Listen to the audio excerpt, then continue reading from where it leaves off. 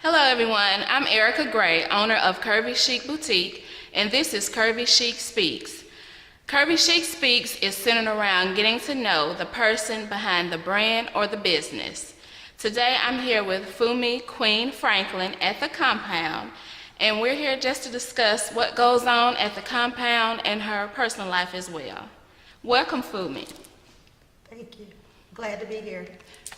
All right, let's jump into our questions. Our first question is, you wear so many different hats, so I wanted you to just introduce yourself and let people know all of the things that you're involved in and what you do. All of the things? Yes. Okay, let's see. Well, first, since you mentioned the Kundi Compound, I am the Chief Operating Officer here at the Kundi Compound.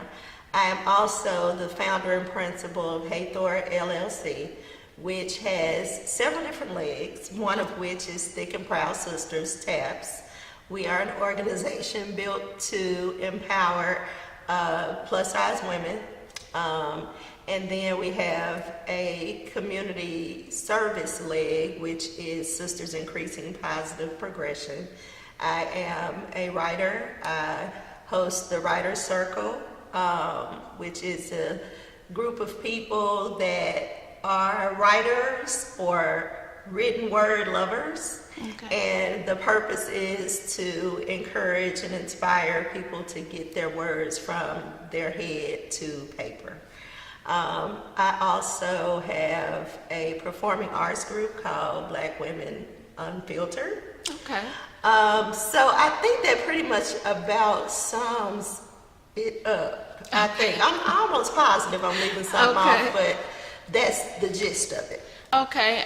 One of the things that I noticed about you is that, in my eyesight, you're an activist. And, and I want to know, what does it mean for you personally to be an activist? Well, I think it's important to note that I come from a very Afrocentric, proactive family. My father had a school called the Black and Proud School on Erie Street, and I grew up going to that school. And then I left there and went to St. Mary's, and then we moved to New York, and I was still in Catholic school until I got to the 10th grade, and we moved back here after my father passed away, and I went to Clinton High, and talk about cultural shock. Right. But anyway, so I've always had a very in tune, in-depth experience with Black culture and heritage. So from that, I learned how to be very opinionated and to recognize what I felt and thought about different things. And just based on who I am, it's important for me to be vocal because I come in contact with a lot of people who don't feel like they have a voice. Right. So my activism started from recognizing that not everybody feels like they can speak. Mm-hmm. And not everybody has the ability or capability to speak. So I started speaking on behalf of women that I shared common goals and interests with. And from there, it just became what's necessary for our people to elevate themselves. And people just call that activism. All it really is playing my part on this earth while I'm here. Okay. I wanted to know, you're here in Jackson, you're involved in a lot of things in Jackson. What do you think is needed in Jackson, or where do you see Jackson headed? Where do I see Jackson headed? Well, what I see is that there is a mission happening right now with people accepting and loving Jackson for what it is. And from that, we are growing as a capital city. I also serve on the steering committee for the Jackson Black Business Expo. And it grows every year. Right. What that means is there are more and more people, A, finding out about the expo, but B, starting businesses. Mm-hmm. So there is this trend beginning that I hope will not just be a trend as in fading away, but there is a knowledgeable acceptance happening for us seeing and owning our power. So to answer your question, what do I see for Jackson? I think it's limitless. I think that we could easily be a New Orleans or a Memphis or a Atlanta. All it takes is for us to accept that we can be. So I think that's happening already. I think that's starting to happen. Yeah. We have a lot of young people. Now by young, I mean younger than me. Okay. There are a lot of young people who are taking up the charge. And there used to be this gap between ages of people who are about 70 and then the people who are my age. And the thing that wasn't happening then, which is the guard wasn't being passed down. So my age group kind of had to find out what the issue was, figure out how we could help the issue, and just kind of go on their own way. Now, I'm not saying everybody of that age is not, receptive. I'm just saying it wasn't as easy. Today, the people who are 20, 30 years old have people that they can come to who are willing and able to direct. Now, is that going to be the case all the time? No. But for the most part, I definitely see it happening more so than as it has in the past. Right. Okay. You also mentioned one of your organizations was TAPS. I wanted to know what your inspiration behind TAPS was when you started it. My inspiration was that I was plus size. As am I. So I was plus size, and I went through a lot of traumatic situations because of it. A lot of bad decisions, broken relationships, a lot of stuff that happens when you're not confident and when you're not self-aware. So I started to recognize that in other women. And I just started having conversations, just walking up to women who were plus size, who seemed to care about what they looked like, or even if they didn't. And just started walking up to them, asking them questions that kind of mirrored what I'd been through to see if I was the only one. Like, am I the only one over here that's being told you pretty but you fat? So I started having those conversations and realized across the board it's the same. So I figured that, I went in prayer about it because I wanted to do something and I didn't know what that was. I just knew that the restoration for our community was going to have to come from the women. And I recognized that in our society, we are not necessarily thought of after we get to a certain age. You're supposed to have your shit. Oh, can I say that? I'm sorry. You're supposed to have your stuff together. You having children, you get married, you having, careers. You're supposed to be together at that point. We're not, because nobody has ever looked after our trauma and our issues. So I started praying about it, and TAPS was the first thing that came to my mind when I woke up the next day. Okay. So the Creator laid it in my dream, gave me everything from the beginning to the end, and I just took off with it. Okay. What do you most enjoy about TAPS? The sisterhood. The sisterhood. We do a class every year, and every year we build on the foundation of sisterhood. So it is a beautiful thing to see a woman come in this organization not knowing herself, go through a couple of years of being in the organization, and is now helping other women to recognize themselves. That's the most beautiful part to me. Okay. All right. As you mentioned, you're a noteworthy writer. I wanted to know what are some of the issues that you're most passionate about writing about? I'm most passionate about issues directly related to the Black woman experience. But of course, that could run the gamut.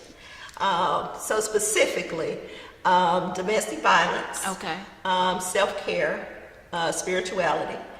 Those are the things that really get my, ticker ticking. Okay. Because as a mother, I have a daughter, and it's very important to me that she sees that even though life is not, there are no directions, there's no instruction, and it's going to be hard, I want to be able to show her that through these steps, you can be better. You can, and all you have to do really is just keep trying to be better. You don't have to ever excel. Just keep trying to be better. So those are the things that I always have something to say about, I always want to hear about, I always want to write about, because those are things that happen to me that I have been able to grow past, or that have contributed to who I have become. Okay.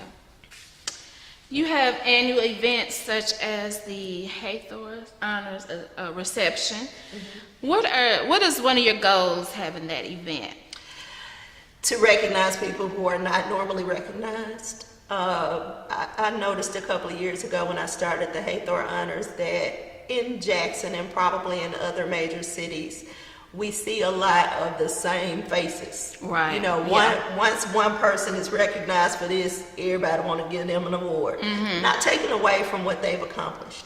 What I'm trying to do is acknowledge that there are other people in the trenches whose names are not ringing out. Ain't nobody knocking on their doors for interviews. Ain't nobody coming to their events with TV cameras, but they still doing the work. And the work is significant. And I've always been the person to recognize people for what they contribute to society, and if we can see what you're doing, it's worth recognizing. And so the whole purpose was to give an avenue to these women who weren't being seen outside of necessarily their group or their target audience. Sometimes it's a little broader than that, but their following is where they, kind of rest in. Well, I wanted to bring some exposure to what they're doing, even with bringing vendors in. Like, we used to didn't do that. We started bringing vendors in because everybody could use an opportunity to display what they're doing. Right. And so I always want to put women in a position where they can elevate themselves. And I am all for entrepreneurship. I believe we should all be working for ourselves, and we should all be circulating black dollars. Right. So I encourage that wholeheartedly. So the Hathor Honors is basically just a way, it started off basically as just a way to give incentive and encouragement to women who are out there doing the work that don't get the fanfare. Okay, all right. So the show is originated about fashion, so I have to ask you, describe to us your personal style. Let me tell you, that is about the worst question I could ask me. But I get asked that all the time, so I understand. Okay. But I don't think I have a style. I don't think I have a style. Well, you take beautiful pictures, by the way. Okay, thank you. If I ask you this, maybe you can answer for me, and then I can give you an answer. Okay. What is style? To me, style is just the way you present yourself, the way you want others to see you, the way you feel about yourself. That has nothing to do with, for me, what I look like. So I don't have no style. Seriously. In the form of your dress, in the form of your clothing, What's your style?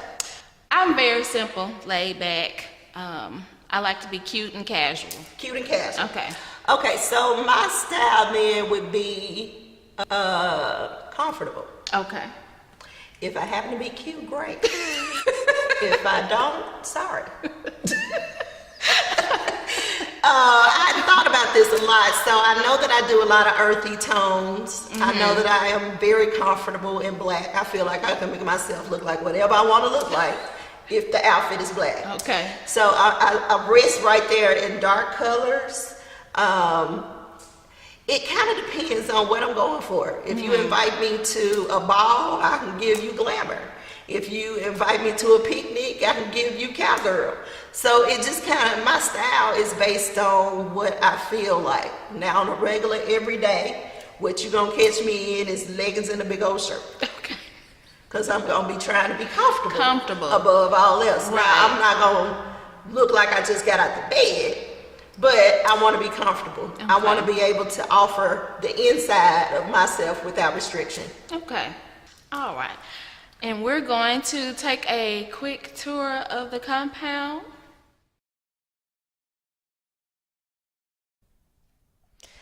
Hey everybody, welcome to the Kundi compound. I just want to show you about a little bit.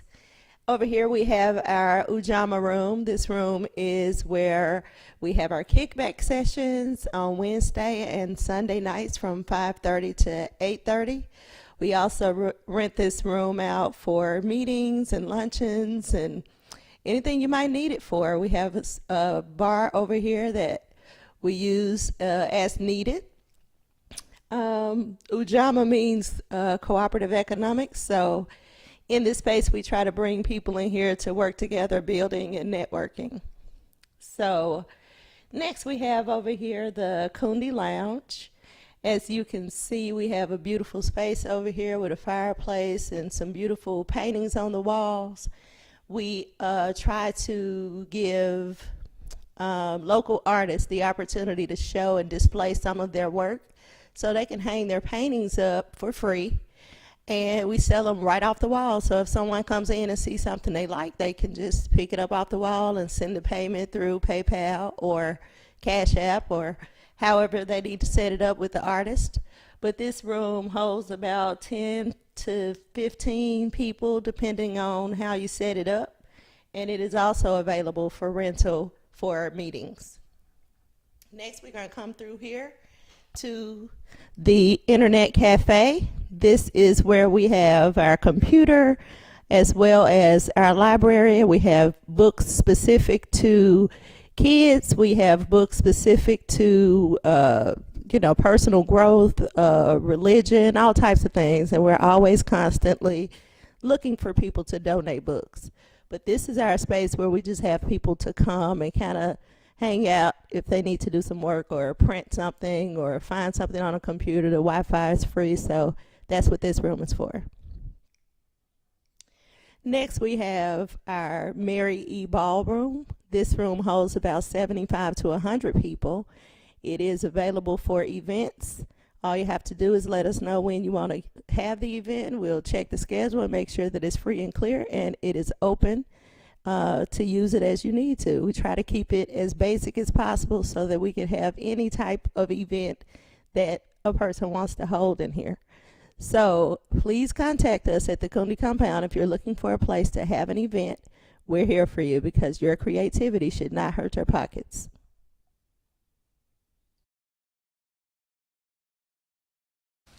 All right, 3, 2, 1, action. Thank you everyone for joining us. Thank you, Queen, for being my guest. And let everyone know about the compound, about where you can be reached, and all the information they need to know. Okay, so you can follow me on Facebook at Fumi Queen Franklin. You can follow me on Instagram at Sippy Earth Queen. You can follow TAPS on Instagram at TAPS601. And you can follow the TAPS page on Facebook at Thick and Proud Sisters -TAPS. The Kundi Compound can be followed on Instagram, Twitter, or Facebook at Kundi Compound. That's Kundi. And we are located at 3220 North State Street in Fondren. Please come by and chat with us. Check us out. We always over here. Okay, again, thank you. Follow us on YouTube, Instagram, Facebook. Like, subscribe, and share. See you next time.